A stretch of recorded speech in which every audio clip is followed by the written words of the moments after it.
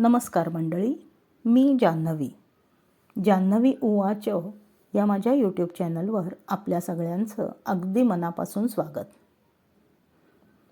माझ्या आजच्या लेखाचं नाव आहे उबदार खिसा. बघा माझा आजचा लेख आवडतोय का? आवडला तर लाईक करा, शेअर करा आणि सबस्क्राईब करा. धन्यवाद. वीतभर पोटासाठी आयुष्यभर वणवण चालू असते. फक्त आपलीच नव्हे, प्रत्येक सजीवाची ही धडपड चालू असते.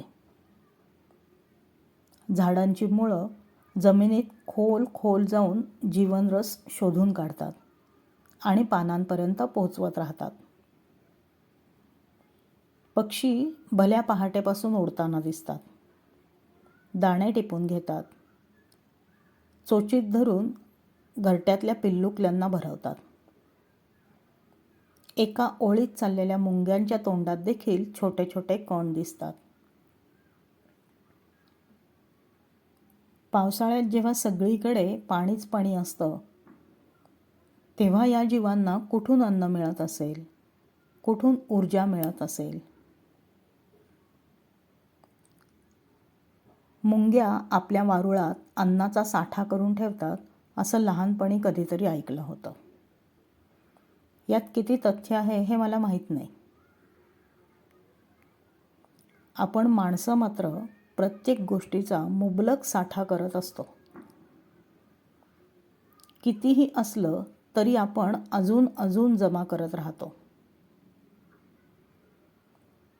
माझ्या आयुष्यात स्थिरता आली आहे, पण माझ्या मुलांना तोशिष पडू नये म्हणून माझे हातपाय चालत आहेत तोवर मी धावत राहणार, असं आपण मनोमनी पक्क ठरवलेलं असतं. मुलाबाळांची सोय झाली, नातवंडांची झाली, तरी थांबायची आपली तयारी नसते. आपला खिसा उबदार असावा असं आपल्याला वाटत असतं. ती ऊब आपल्याला सतत मिळत राहावी अशी आपली इच्छा असते. भविष्यात आजारपण, दवाखाना, औषध पाणी कशाची आणि किती गरज पडेल हे सांगता येत नाही. त्यामुळे थोडी पुंजी शिल्लक असेल तर बरं वाटतं. कोणाला काहीतरी द्यावंसं वाटलं तर ते देण्यासाठी पुरेसा पैसा हातात असावा असं वाटतं. द्यावं असं वाटणं ही देखील आपली एक गरज असते. कोणीच कोणाच्या आयुष्याला पुरत नसलं तरीही अडीअडचणीच्या वेळी मदतीचा हात देऊ शकलो तर आपल्याला बरं वाटतं. देणाऱ्याचा हात नेहमी वर असतो आणि घेणाऱ्याचा खाली. अशा वेळेला एक प्रकारचा अहम मनात येण्याची शक्यता असते.